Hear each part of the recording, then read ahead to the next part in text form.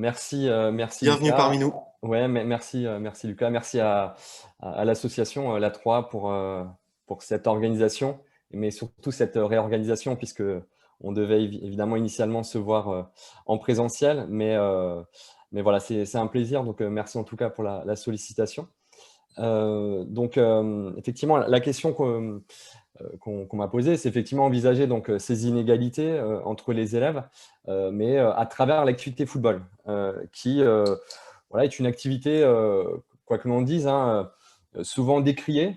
Ça reste le sport collectif le moins programmé et évalué en EPS. Donc évidemment, d'emblée, ça interroge nos pratiques, puisque finalement, c'est aussi le sport collectif qui a la plus forte représentativité culturelle.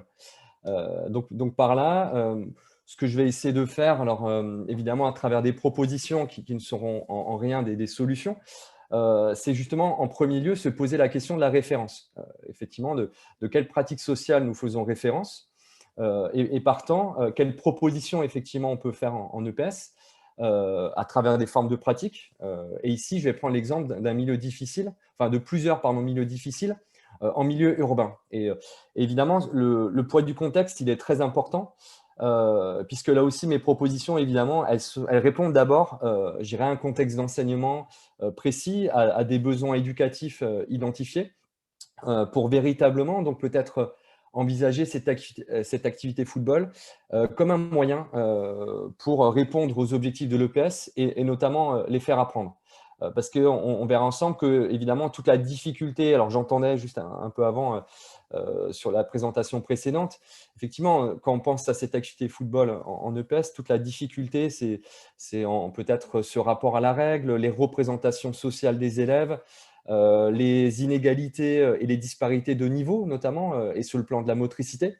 Donc évidemment, d'emblée, on peut se dire que de nombreux obstacles préexistent et évidemment, je vais essayer peut-être, voilà, à travers quelques propositions, de vous donner envie de programmer cette activité ou de la reprogrammer pour nos élèves.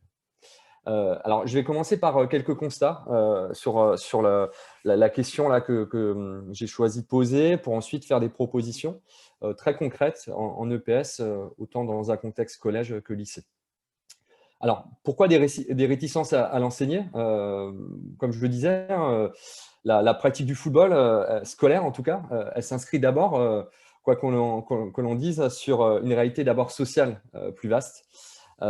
Et pour autant, cette activité qui est avant tout un moyen, et pour moi, évidemment, ce n'est pas l'objet de l'EPS, semble décriée justement par rapport à des supposées valeurs éducatives, contrairement à d'autres activités hein, qu'on verra, je crois, juste après avec Jean-Jacques Sartou et le rugby. Des comportements voilà, parfois déviants, voire violents, qui sont médiatisés, je dirais, encore aujourd'hui. Donc, d'une certaine manière, ces représentations négatives, elles vont rejaillir justement sur cette manière peut-être de penser le football et de le programmer.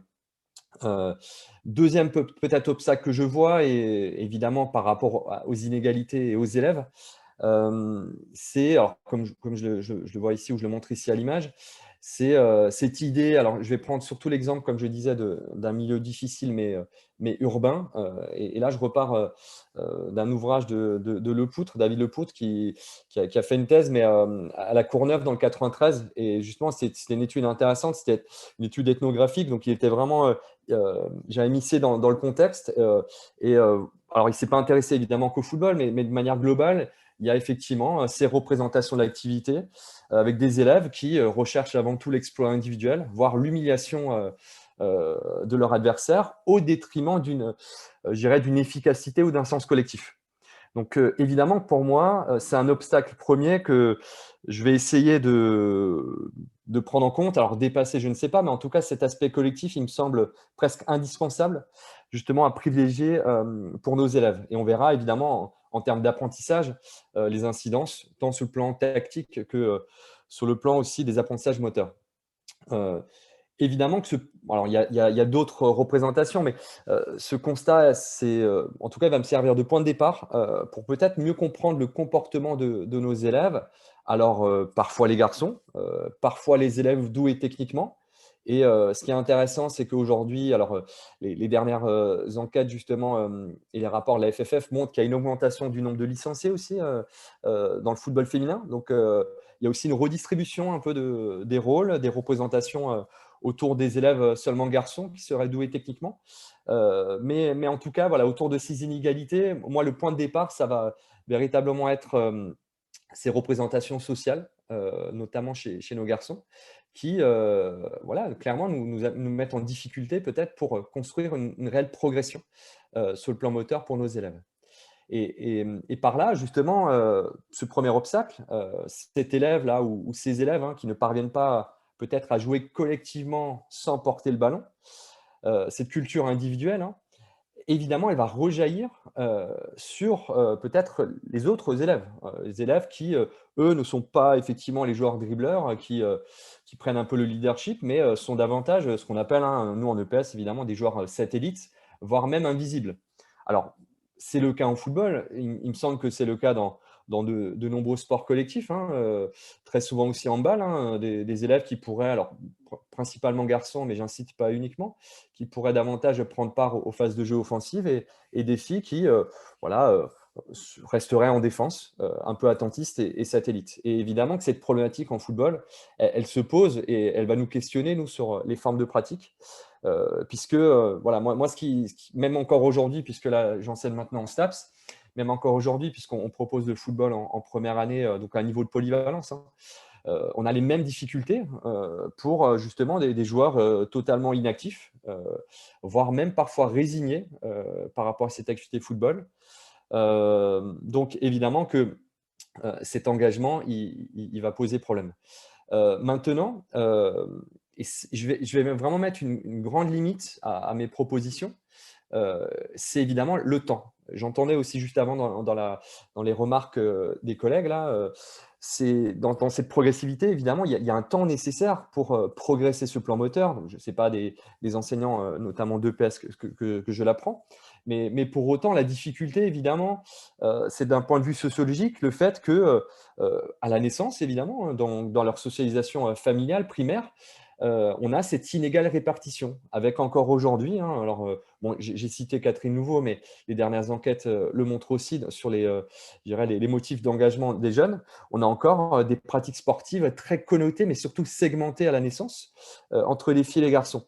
Donc, ça pose véritablement un problème, effectivement, alors notamment pour nous ici, dans cette activité football, pardon, euh, pour peut-être voilà, permettre, encore une fois, cette progression, tout autant pour les filles que les garçons, sachant qu'évidemment, le temps pris est limité et évidemment que ça doit peut-être aussi nous interroger en termes de temporalité autour de ce parcours de formation et peut-être autour de cette liaison entre l'école et le collège. Pour terminer sur ces quelques constats et venir de suite aux propositions un peu plus concrètes, j'ai pris l'exemple du milieu difficile. Alors, milieu difficile, ici, notamment le milieu citadin, parce qu'évidemment, milieu difficile, ce que j'aime bien dire, et je rappelle souvent justement à mes étudiants, c'est qu'effectivement le milieu difficile, évidemment, ce n'est pas la cité en tant que telle. Donc, tombons pas dans ces stéréotypes et bien au contraire, j'espère pouvoir vous montrer qu'il y a évidemment des choses très intéressantes qu'on peut faire avec ces élèves. Voilà pourquoi il ne faut pas renoncer justement à enseigner cette activité. Mais en tout cas, voilà, une étude qui est connue, je pense, hein, c'était le point de départ un peu. Alors là, Maxime Travers, il avait fait dans les quartiers nord de Marseille.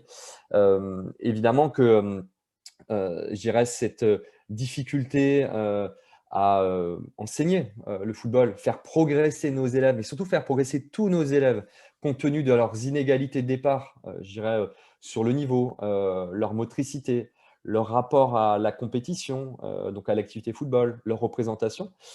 Tous ces éléments semblent aussi, l'a montré hein, Maxime Travers, exacerbés, je dirais, dans un contexte voilà, milieu difficile, avec des représentations voilà, plutôt, je dirais, individualistes, en tout cas sur la pratique sportive, et aussi, je dirais, j'insiste, en milieu urbain. Donc, il y a forcément, il faut le dire évidemment, je ne suis pas là pour montrer des propositions magiques. Il y a évidemment des difficultés plus fortes qui vont nécessiter évidemment une réflexion peut-être collective à l'échelle d'une équipe pour véritablement proposer un football scolaire.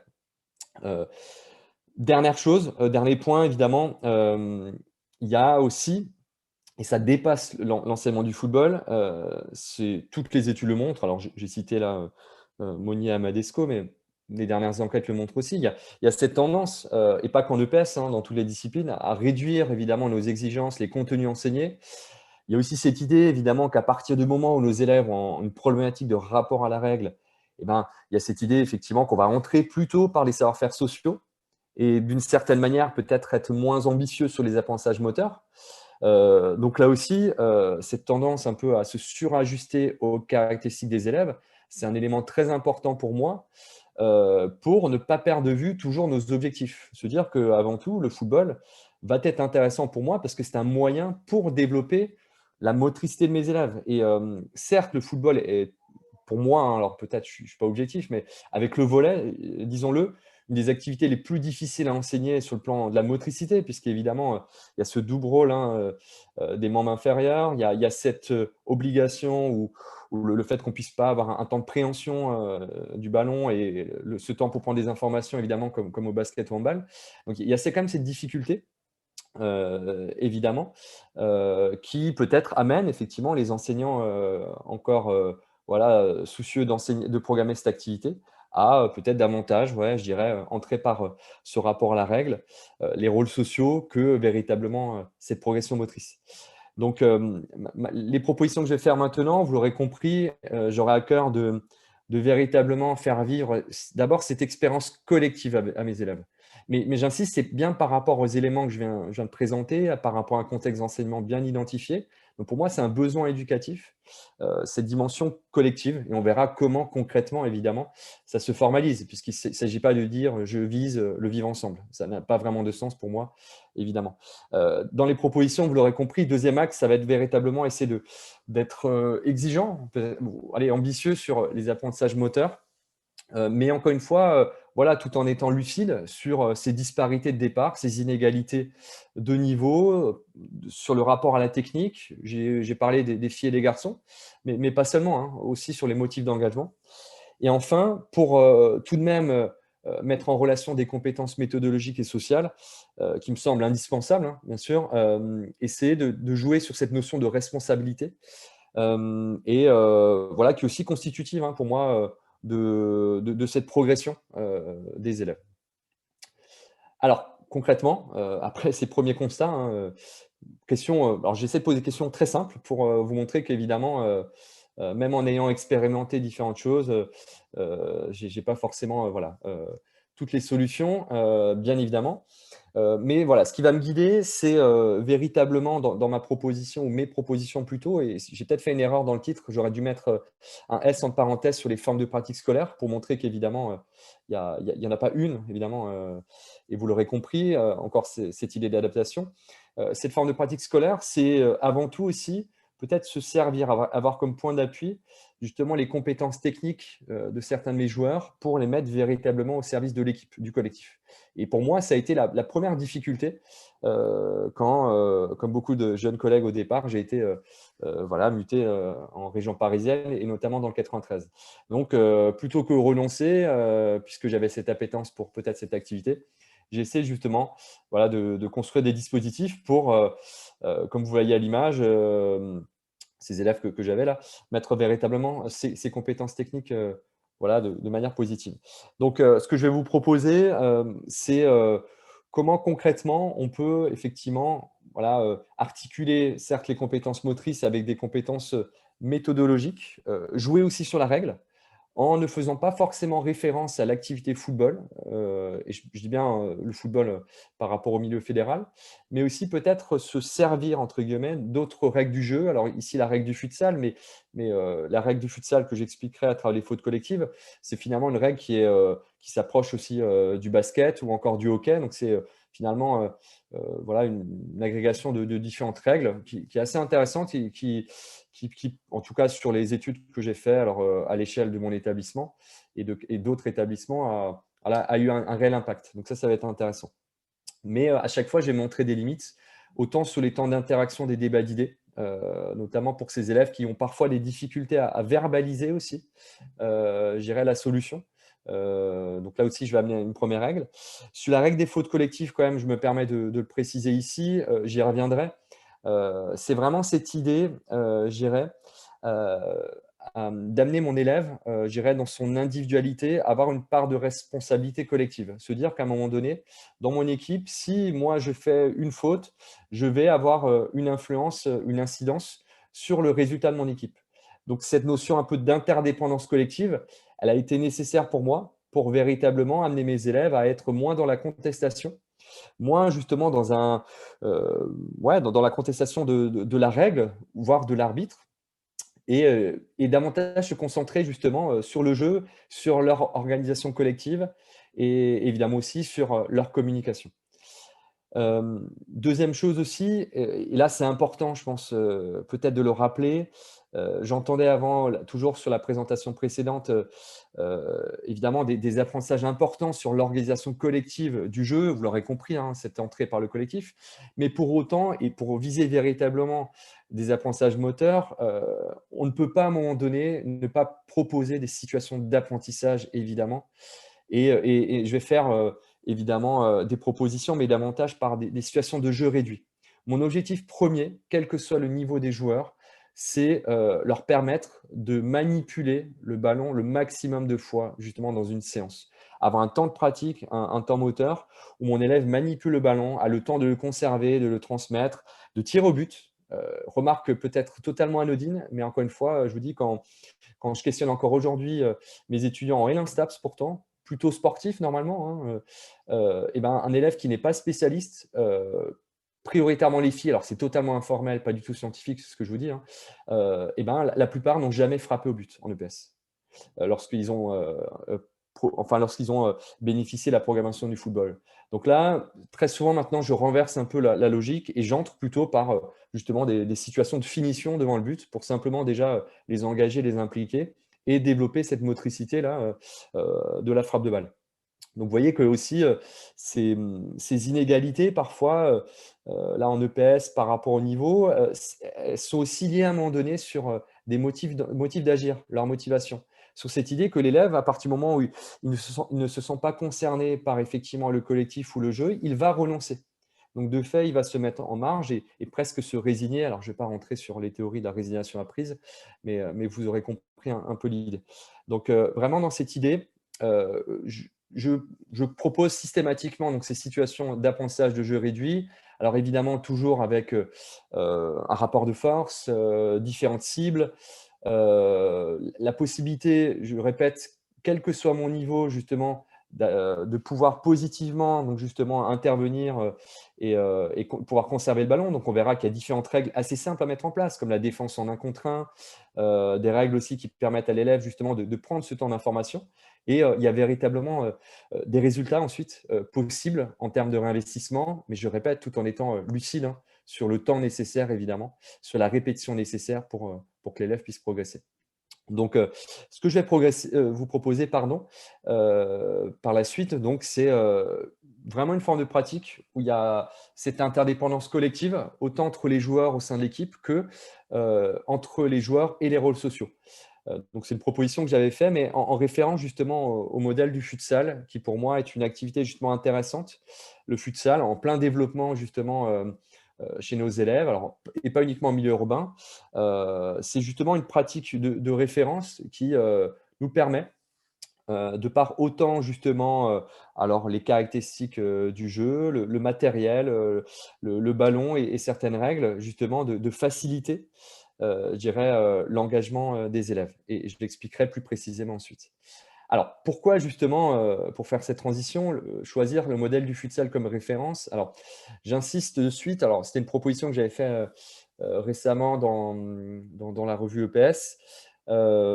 C'est, évidemment alors c'est une proposition qui est faite dans un gymnase, mais qui, peut très bien être réinvestie, sur un terrain synthétique, hein, donc à l'extérieur, notamment quand le ministre ne nous donne pas forcément la possibilité, mais maintenant on a le droit à nouveau, donc ça c'est plutôt bien, de pouvoir enfin peut-être refaire de l'EPS. Il a fallu un peu de temps. Hem pour poursuivre et sans trop aller sur ce chemin, sinon je vais clairement dépasser le temps. Dans cette proposition, je me suis centré voilà, sur c'est vraiment des caractéristiques d'élèves qui me semblent assez emblématiques pour tous. Une hétérogénéité d'élèves, de l'élève presque confirmé, alors je dirais pas expert en milieu scolaire, mais en tout cas confirmé, qui a une pratique de club, qui est capable évidemment de maîtriser toutes les habiletés motrices, à l'élève débutant, fille ou garçon, peu importe, qui ne participe pas du tout au jeu. Et là, on est en train, avec des collègues, d'expérimenter un peu cette proposition qu'on a. Et le point de départ, c'était un REP+, justement, à Bobigny, dans le 93, avec typiquement voilà, ces caractéristiques d'élèves, niveau mixte, filles-garçons, mais aussi surtout un niveau hétérogène. Dans ces propositions, il y a l'importance vraiment du matériel. Le ballon de futsal, pour ceux qui connaissent, c'est voilà, un petit ballon, alors taille 4, un petit ballon en cuir, mais surtout, ce qui est intéressant, c'est que c'est un ballon qui ne rebondit pas au-dessus des genoux. Donc, d'emblée, en termes d'habileté motrice, ça permet à nos élèves justement d'avoir plus le temps, de ne pas être embêtés justement par ces rebonds lors d'un contrôle de balle, de pouvoir privilégier un amorti semelle et d'emblée de pouvoir enchaîner justement les actions. Alors évidemment, plus à l'arrêt et moins de manière, je dirais, rapide qu'un élève plus confirmé. Mais en tout cas, ces propriétés du ballon, elles vont dans un premier temps faciliter la manipulation et ou encore réduire le jeu aérien, qui met aussi en difficulté de nombreux élèves, alors aussi dans l'engagement, hein, simplement. Donc pour moi, ça va être un point de départ important. Comme vous le voyez à l'écran, il y a aussi donc cette zone d'inattaquabilité que je mets au centre là. Alors, bon, on est parti sur 4 x 4 mètres. Alors, sur la surface totale, on ne le voit pas bien, mais c'est un 18 x 20 mètres pour permettre aussi d'avoir deux zones d'évolution dans un gymnase et vous l'aurez compris, pouvoir évidemment avoir le maximum d'élèves, je dirais, en pratique. Et ça me semble important évidemment lorsque je suis notamment dans un gymnase. Cette zone, elle va être intéressante parce que c'est une zone qui, et je vais vous le montrer en vidéo en espérant qu'elle marche la vidéo, normalement c'est bon. Elle va permettre justement à ce porteur, enfin ce non porteur de balle et ensuite ce porteur de balle, d'avoir ce temps nécessaire, de pouvoir justement jouer dans les intervalles. Jouer dans les intervalles, c'est un apprentissage important. Alors, au niveau tactique, et pas qu'en football, évidemment, dans tous les sports collectifs, qui est accessible à tout un chacun. Sauf que évidemment, l'élève débutant a cette difficulté à prendre l'information dans l'intervalle, et notamment et simplement hein, entre deux joueurs. Donc, il a ce besoin de pouvoir justement rechercher ce déséquilibre. Donc ça va être un premier point qui va… Alors, c'est cet aménagement matériel, hein, cette contrainte forte. Vous allez voir, elle va produire en fait, c'est assez intéressant, des réactions assez diverses et variées. Alors, je prendrais juste une vidéo, je ne prendrai pas plus. Mais évidemment, il y a des apprentissages autour. Deuxième axe, c'est le score collectif. Vous l'aurez compris, pour être sur cette idée d'interdépendance collective. Là aussi, parce que moi, la première difficulté, c'est toujours cette idée que dans le match, si j'ai un élève expert, c'est lui qui va mettre l'ensemble des buts, évidemment. Et les autres vont ne pas se sentir concernés. Donc, ce score collectif, pour moi, il est indispensable pour fonctionner avec ses élèves. Et là, je vais simplement donc multiplier le nombre de buteurs par 10. Une règle que beaucoup connaissent, hein, ce n'est pas une invention évidemment que j'ai faite. Beaucoup de collègues de PES le font.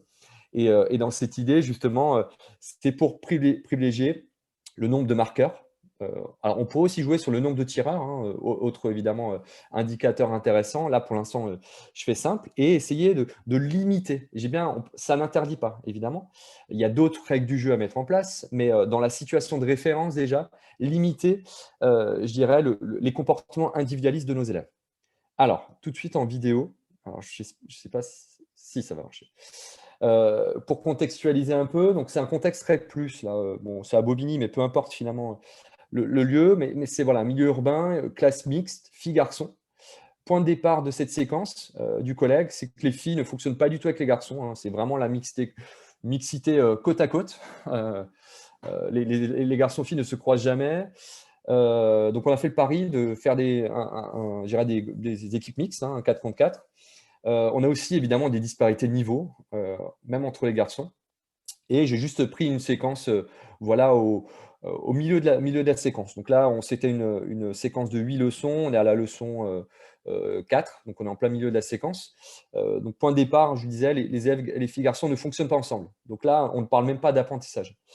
Mon idée, avec le collègue là qu'on a expérimenté, c'était vraiment déjà avoir cette expérience positive et avoir une mixité réelle, donc dépasser peut-être ces inégalités pour véritablement les engager, déjà à faire ensemble.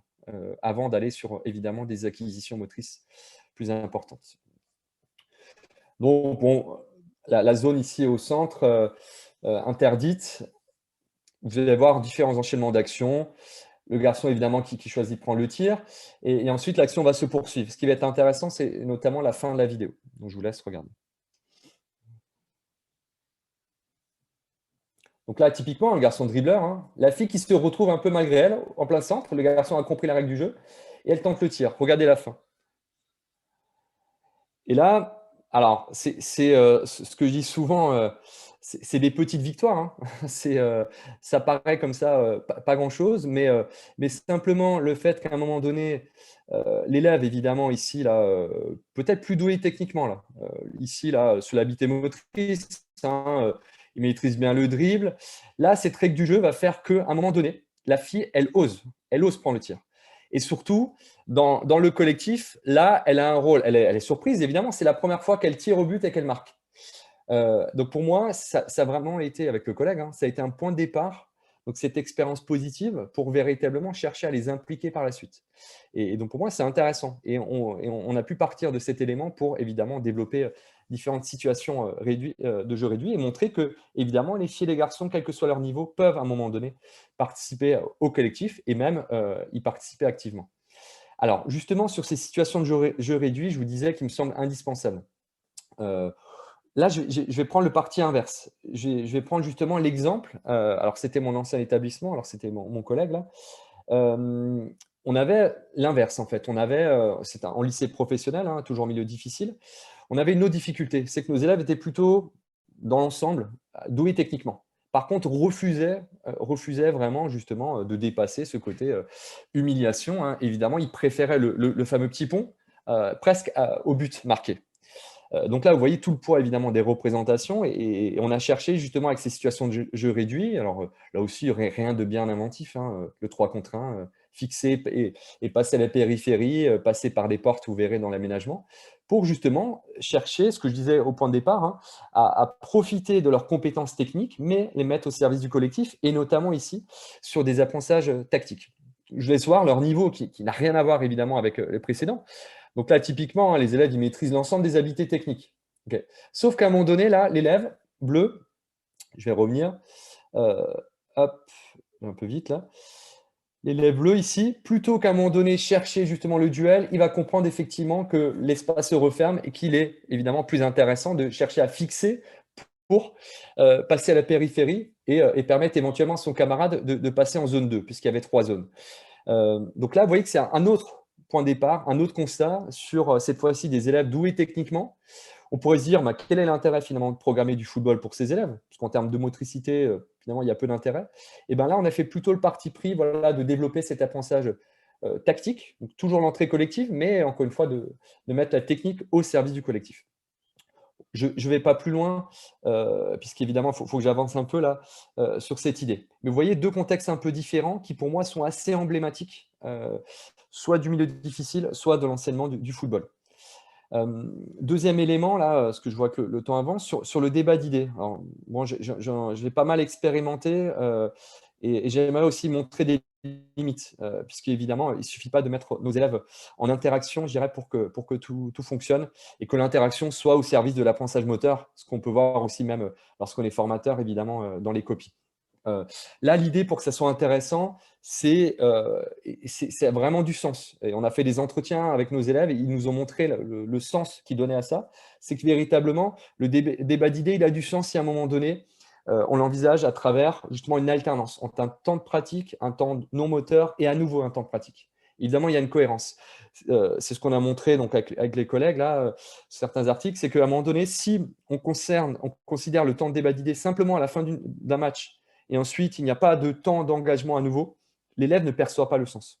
Et ça sera effectivement de la discussion. Et il n'y aura pas vraiment plus d'intérêt. Donc j'ai fait le choix avec mes collègues là, dans l'équipe, puisque c'est un projet d'équipe, de systématiquement l'intégrer sans débat d'idées à travers un temps mort. Alors dans un premier temps, c'est l'enseignant qui décide de prendre le temps mort. Et progressivement, c'est les élèves qui vont pouvoir avoir cette autonomie et cette responsabilité en fonction du score et du rapport de force de pouvoir prendre le temps mort. Je vous laisse regarder Et vous verrez notamment les limites, c'est, comme je disais, c'est notamment les inégalités. Cette fois-ci, dans la prise de parole, avec notamment un leadership pris par un des élèves. Donc un temps de pratique et ensuite l'enseignant, il va décider, après voilà, une décision arbitrale de prendre un temps mort justement et de faire le point. Donc il y a un guidage fort, hein, il y a un guidage fort, sauf ici pour, les élèves. Donc là, il y a un retour sur la prestation de l'arbitre par les élèves, qui étaient à la table de marque absente pour cause de matériel, donc ils étaient assis. Mais, évidemment, ça aurait été intéressant et là, il y a l'enseignant qui fait le guidage. Je vous laisse écouter.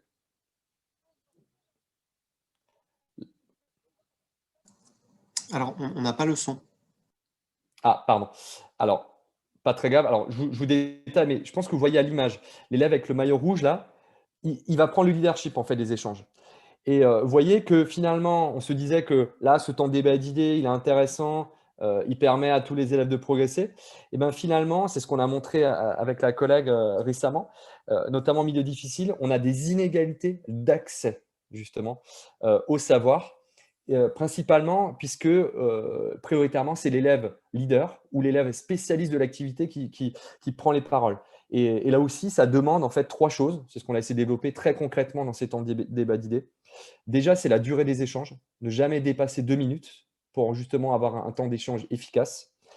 Évidemment, avoir un objectif très précis, donc cibler ce temps de débat d'idées, d'interaction. Alors évidemment, très souvent utiliser des indicateurs, utiliser peut-être le numérique hein, éducatif. Alors la fiche d'observation encore, hein, évidemment, c'est pas non plus la panacée le numérique, mais il faut absolument qu'à un moment donné, ce temps d'interaction ait un objectif ciblé pour permettre à nos élèves de pouvoir échanger justement uniquement sur cet objectif.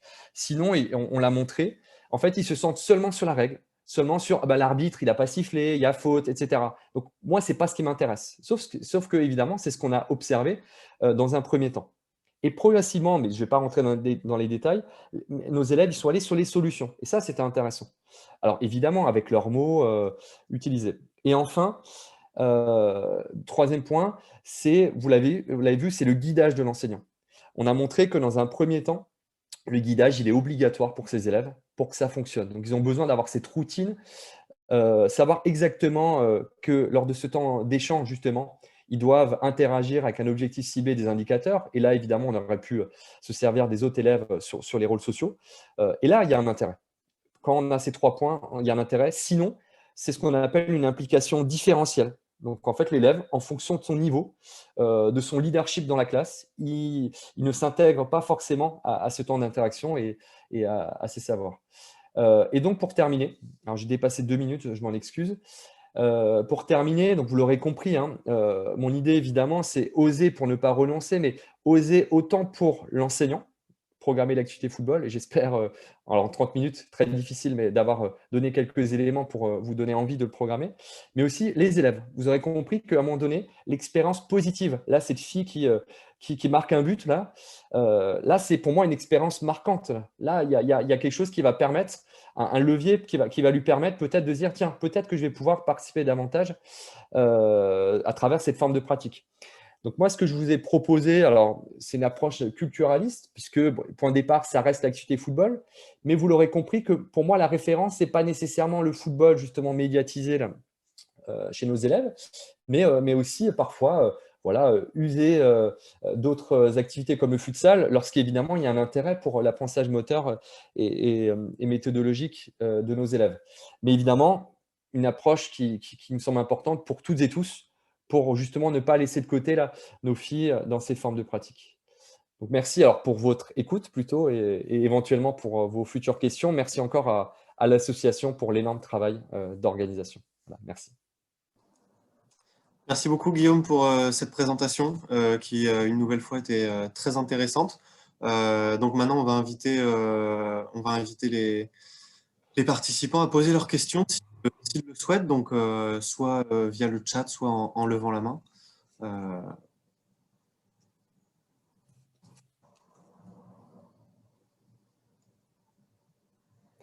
Et évidemment, toute remarque, toute critique aussi, hein, m'intéresse justement parce que pour peut-être commencer un peu les échanges là, sur les questions, notamment ce que je vous ai montré à la vidéo avec la fille là, sur la forme de pratique autour du futsal, c'est un point de départ. On l'a débuté l'année dernière et malheureusement, bon, pour les raisons qu'on connaît, on a dû arrêter un peu cette expérimentation.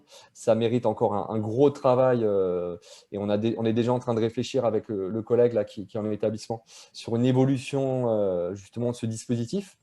Mais voilà, en tout cas, on espère poursuivre dans cette logique. Alors, ben, en attendant que d'éventuelles questions se posent. Ah, excuse-moi, Noura. Non, vas-y, pose ta question. On avait une aussi. J'ai pris le lead.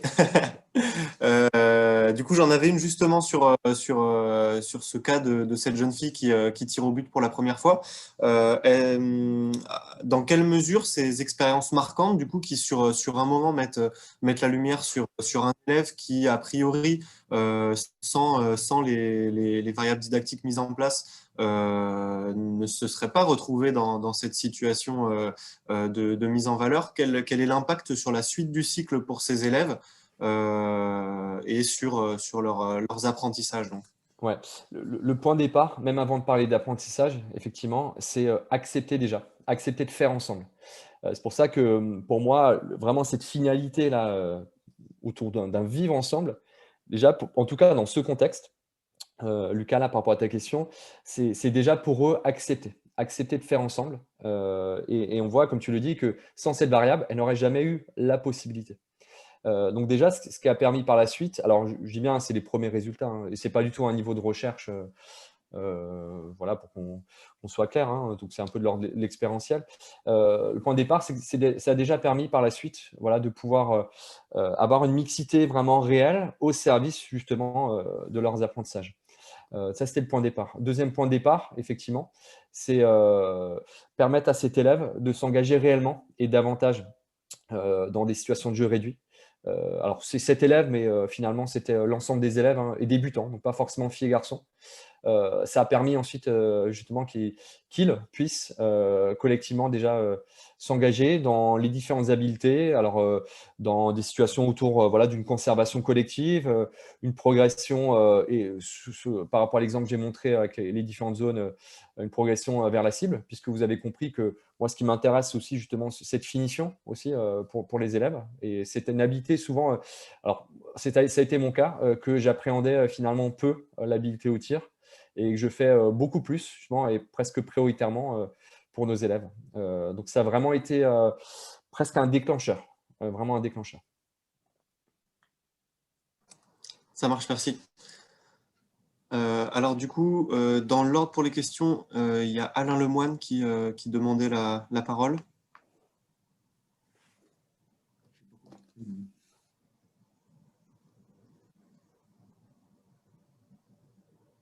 Alain, si vous voulez poser votre question.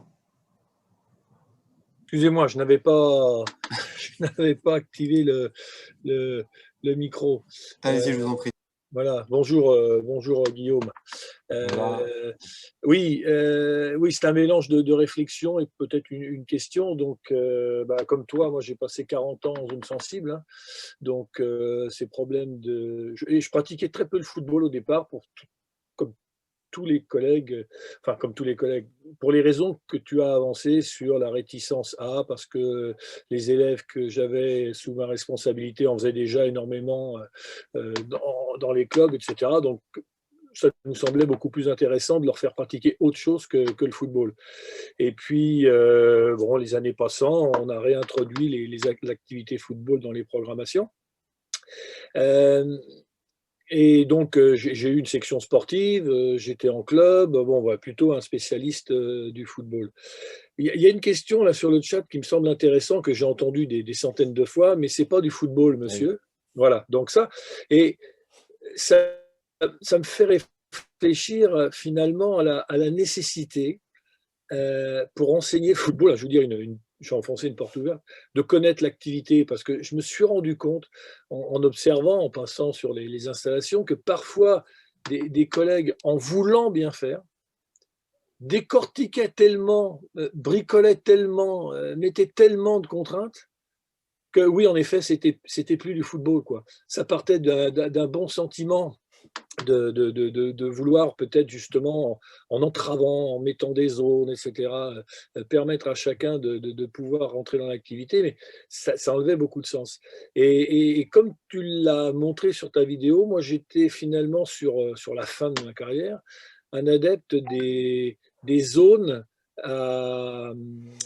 inattaquables ou avec des jokers sur le terrain, enfin tout ce qui va pouvoir donner un peu de temps et d'espace sans modifier la logique du jeu. Je crois que ça, c'est vraiment quelque chose qui, pour le gamin qui, lui, est footballeur et qui va participer à ça, si on inverse la logique ou quoi que ce soit, il a bien compris que c'était pour peut-être faciliter l'entrée dans l'activité des plus en difficulté, mais il va complètement se mettre hors du coup parce que pour lui, c'est plus du football en effet. Donc peut-être des idées comme tu l'as proposé, hein, avec des zones où on est inattaquable, mais voilà, il faut quand même garder, je dirais, la logique première du jeu et puis sur la marque, hein, le score, trouver des solutions qui vont valoriser évidemment ceux qui sont le plus en difficulté au départ, mais ne pas empêcher le jeu de se dérouler comme il aurait pu se dérouler. Voilà. Donc, merci pour ton intervention. Hein, voilà. Sur le débat d'idées, entièrement d'accord avec toi. C'est un outil qui est extrêmement intéressant, mais qui est à connaître aussi par l'enseignant, à guider, à organiser, parce que sinon, bah, ils n'ont pas grand-chose à se dire. Hein. Voilà. Merci en tout cas. Merci Alain pour tes remarques. Alors, si je peux me permettre de rebondir avant, parce que je vois effectivement les questions sur le chat en même temps, questions on a tous eues, hein, que évidemment, comme Alain, j'ai eu, monsieur, c'est pas du foot. C'est toute la difficulté, mais tout l'intérêt peut-être de la proposition qu'on fait à nos élèves, hein. C'est effectivement leur montrer, alors leur faire comprendre l'évolution des règles du jeu et leur montrer qu'évidemment, il y a un intérêt pour eux. C'est la même chose pour les fautes collectives. Évidemment, le point de départ, quand à un moment donné, vous sanctionnez vos élèves et collectivement, ça peut les poser problème lorsque, évidemment, ils subissent ensuite un pénalty. Donc, il y a deux choses. Pour moi, il y a évidemment la temporalité, la nécessité de se dire qu'une forme de pratique, évidemment, c'est pas en la mettant en place sur une séance, voire deux, que les élèves y voient un intérêt et passent de leur représentation de monsieur, c'est pas le foot à réellement un engagement un peu plus raisonné. C'est pour ça qu'évidemment, il y a d'autres variables à mettre en place. Par exemple, moi, les touches, c'est évidemment des touches au pied.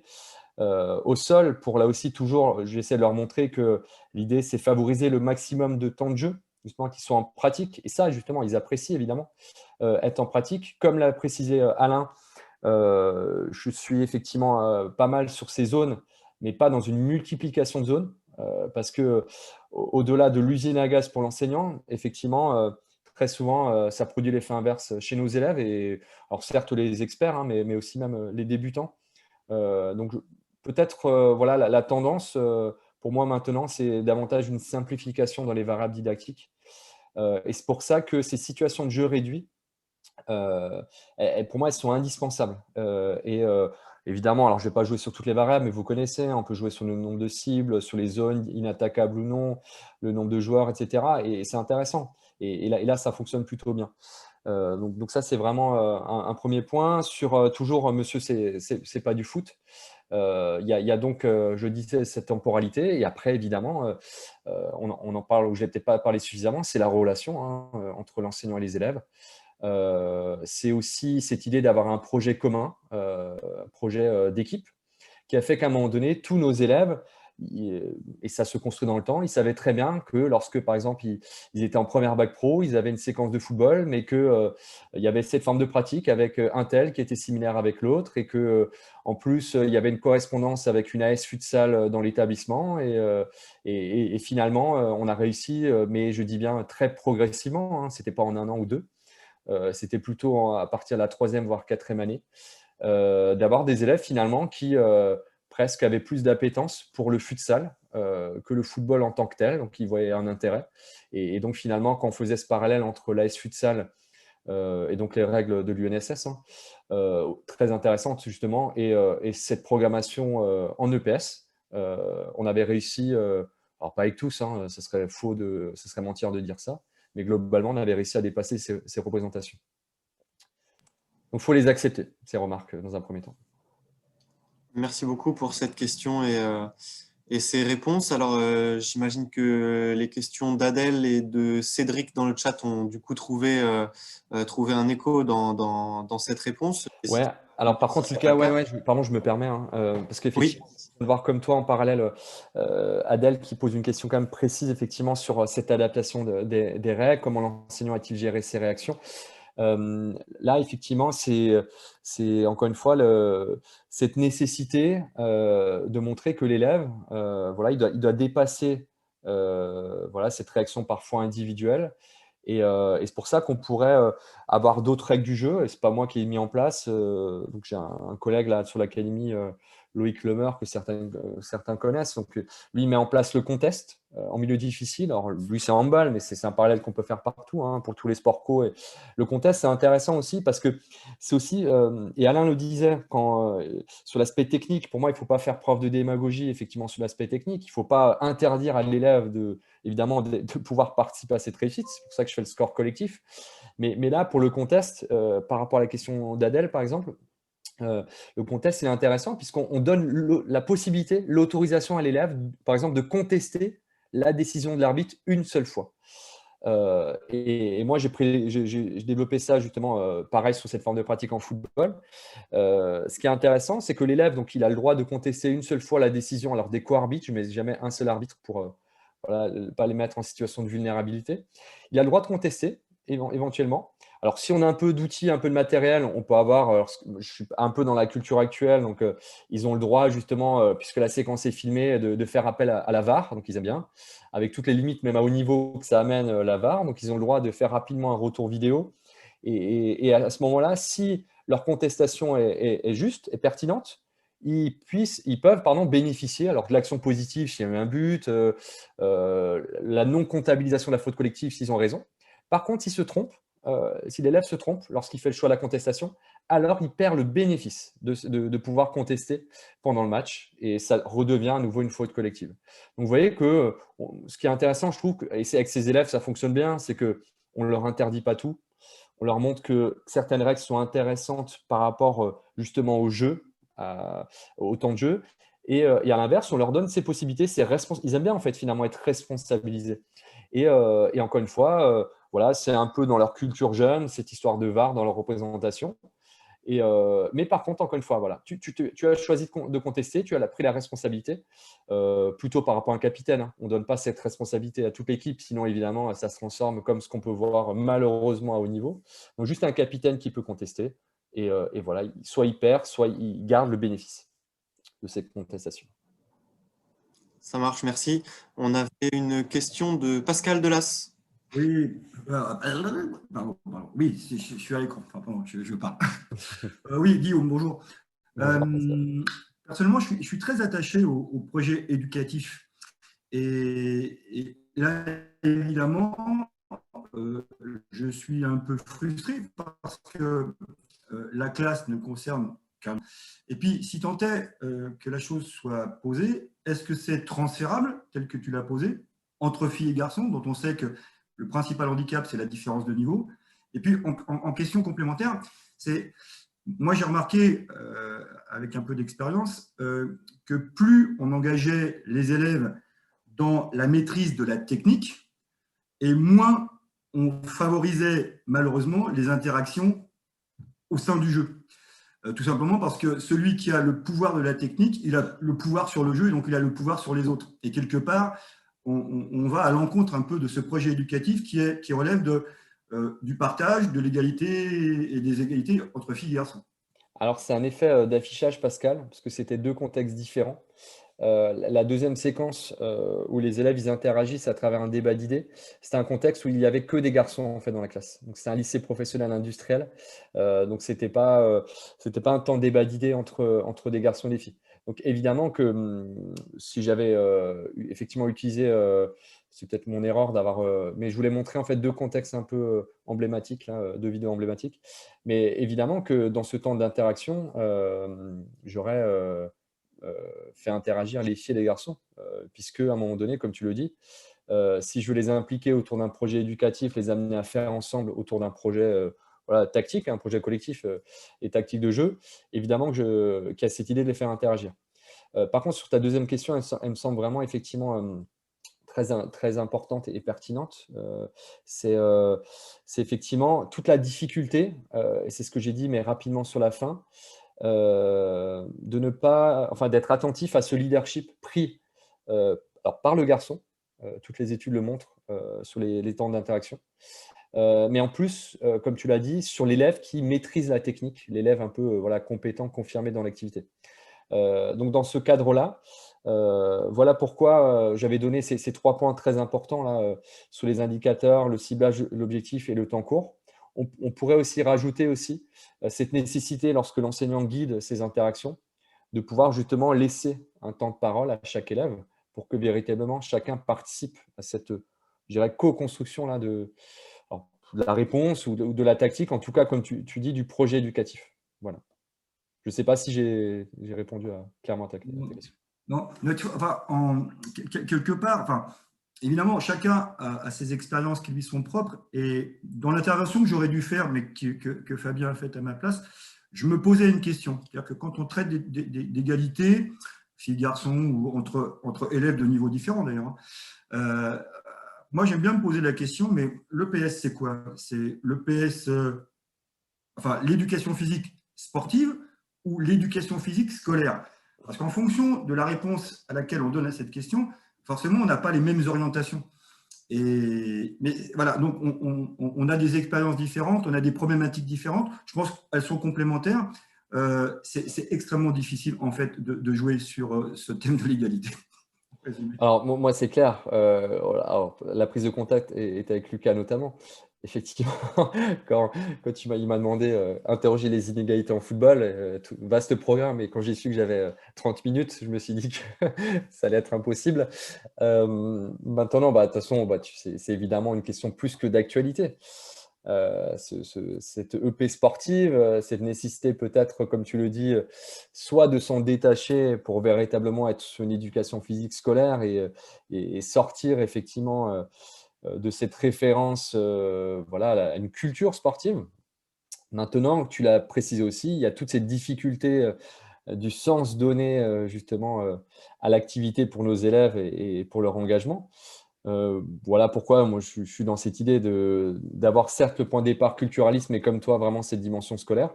Et moi, en tout cas sur cette activité football, ce qui est assez emblématique, c'est justement la référence. Quelle est la modalité de pratique qu'on retient, effectivement, et on pourrait même aller plus loin. Est-ce qu'à un moment donné, il y a cette nécessité pour nos élèves d'avoir, voilà, d'être en compétition, de vouloir gagner, vaincre, et finalement avoir une inégalité de résultats? On pourrait aussi se poser cette question, hein, mais on voit bien que, comme tu le dis, les représentations, même pour nous des enseignants et dans les formations, elles restent encore un peu traditionnelles, mais on espère que dans les futurs échanges, justement, tiens, la 3 anciens étudiants et actuels de l'ENS, je fais un peu de pub, on espère que justement, à travers les assises qui sont organisées, alors en tout cas avec l'ENS, mais surtout à l'échelle locale, et ça, c'est ce qui va être intéressant. Donc, tous les collègues ici présents, moi, je vous invite dans vos académies respectives à remplir un premier questionnaire, et après, on aura différents temps d'échange pour que, enfin, peut-être, comme tu dis, Pascal, on arrive peut-être à dépasser parfois des oppositions un peu stériles, peut-être enfin être capable de dire ce qu'est l'EPS pour nous. Alors l'EPS, je ne sais pas. Et surtout qu'on soit force de proposition dans le contexte actuel, en vue peut-être de futures élections présidentielles en 2022. Donc c'est tout l'intérêt. Alors tu as beaucoup plus d'expérience que moi, Pascal, mais je pense, à Alain aussi juste avant. Mais on voit bien que nous, encore aujourd'hui, alors nous tous, hein, on a toujours les mêmes questions et on n'arrive pas effectivement à les dépasser. Donc voilà, j'invite vraiment chaque collègue à donner son positionnement pour qu'à l'échelle locale, ensuite, on puisse faire remonter à ces assises et que ça ne soit pas une logique descendante. Parce qu'on a été un peu piloté depuis quand même une dizaine d'années par une logique très descendante. Là, enfin, je trouve que l'initiative est belle parce qu'on part du local et que les collègues vont pouvoir se faire entendre et on va essayer. l'impossible pour moi, notamment avec Léna, un Gottsman qui pilote le projet, de faire une synthèse nationale. Mais en tout cas, voilà, ça va être intéressant. Merci. Merci à toi. Merci pour ces échanges. Alors, on a une dernière question sous forme de défi, puisqu'il nous reste une grosse minute avant le passage de témoin, de Nouria. Bonjour et merci pour votre présentation. J'adore vraiment votre approche du collectif. J'avais une question, ça sort peut-être un peu des inégalités, mais je me demandais, est-ce que vous avez eu des témoignages d'enseignants qui ne sont pas du tout spécialistes du foot et qui ont enseigné à des élèves qui sont parfois plus spécialistes qu'eux? Parce qu'on sait qu'il y a peut-être une des formes d'autorité, et aussi l'autorité par compétence, donc montrer qu'on gère bien l'activité parfois mieux que les élèves. Enfin, c'est une des autorités possibles, hein, elle n'est pas Oui, exclusive. non, complètement. Ouais. Et donc, enfin, moi, j'adore le foot, j'ai un petit peu d'expérience, mais les élèves, j'aimerais vraiment l'enseigner, mais la majorité de la classe serait meilleure que moi. Donc, je me demandais si Ouais. vous aviez, Bah, Alors, merci déjà pour ta question. C'est une remarque super importante. Je pense que beaucoup de collègues se posent, notamment effectivement lorsqu'on n'est pas spécialiste de l'activité. Et en fait, ça rejoint, je pense, tout autant les remarques d'Alain et Pascal. Je dis souvent à mes étudiants en formation, c'est que nous, profs d'EPS, on a quand même cette faculté à pouvoir tout enseigner sans forcément être compétent dans l'activité. Donc déjà, ça pose peut-être véritablement le problème de la référence, de l'activité de référence. Et moi, il y a un deuxième point important, c'est la formation. Clairement, la formation continue. Et dans ce cadre-là, tu vois, pour répondre vraiment précisément à ta question, quand je suis arrivé dans mon établissement, là, mon lycée professionnel, ben, un peu comme Alain, le football n'était pas programmé, mais surtout mes collègues ne voulaient pas l'enseigner. Et alors, ça va être la transition pour la suite. Ils privilégiaient justement le rugby. Et j'ai totalement compris. Alors moi, j'étais pas du tout rugbyman. Petite formation en rugby, donc pas du tout expert. Alors, j'ai vu un intérêt parce qu'à un moment donné, justement, il y a eu cet accompagnement, cette formation, alors plutôt interne, justement, à l'établissement. Et moi, après, le défi, justement, à l'inverse, c'était de leur dire maintenant, je vais tout faire pour qu'on peut-être on puisse, nous, tous programmer et échanger autour de cette activité football. Et là où j'étais plutôt content, c'est que j'ai un collègue qui était voilà, plus ancien que moi, qui avait 50 ans à ce moment-là, qui freinait vraiment des cas de fer. Et quand je suis parti dans de cet établissement-là, il a poursuivi, justement avec les nouveaux collègues, ce parcours de formation autour de l'activité football. Donc, ce que tu dis, pour moi, il y a deux choses. Il y a à repenser peut-être la formation initiale en STAPS, clairement. Déjà, c'est un premier point d'appui. Sachant qu'aujourd'hui, maintenant, on doit presque, alors ce n'est pas encore le cas dans tous les STAPS, être davantage justement être sur des compétences d'intervention, sans renier sur les contenus et l'exigence par rapport à l'activité. Donc là, on est d'accord que c'est juste impossible, évidemment, pour un étudiant et un jeune collègue qui vient d'avoir le CAPES. Donc ça te montre bien qu'il y a une formation continue peut-être qui doit être repensée. Et pour moi, même dans l'Académie Créteil, qu'on pourrait penser, voilà, une activité peut-être plus programmée, le football dans l'Académie Créteil, et ben, elle est quasiment inexistante, la formation continue, tu vois, sur l'enseignement du football ou même du futsal en EPS. Donc déjà d'emblée, c'est un premier frein. Et forcément, les enseignants, ils ne sont pas formés ou pas suffisamment en formation initiale, ils ne sont pas accompagnés en formation continue. Nécessairement, ils seront en difficulté. Donc pour moi, c'est un premier levier, la formation continue. Et deuxième point, comme je te disais, mais ça rejoint peut-être ce que dit Pascal. Moi, quand je pense projet éducatif, c'est nécessairement un projet d'équipe. Le collectif, pour moi, c'est aussi le collectif à l'échelle des enseignants. Donc là aussi, profitons peut-être des compétences de chaque enseignant. Et c'est souvent la richesse d'un milieu difficile, c'est qu'il y a des profils très différents, pas uniquement de par les régions, je dirais, d'affectation ou d'origine. Et cette formation, très souvent, elle se fait en interne. Voilà, pour peut-être, comme tu le dis, pouvoir l'enseigner.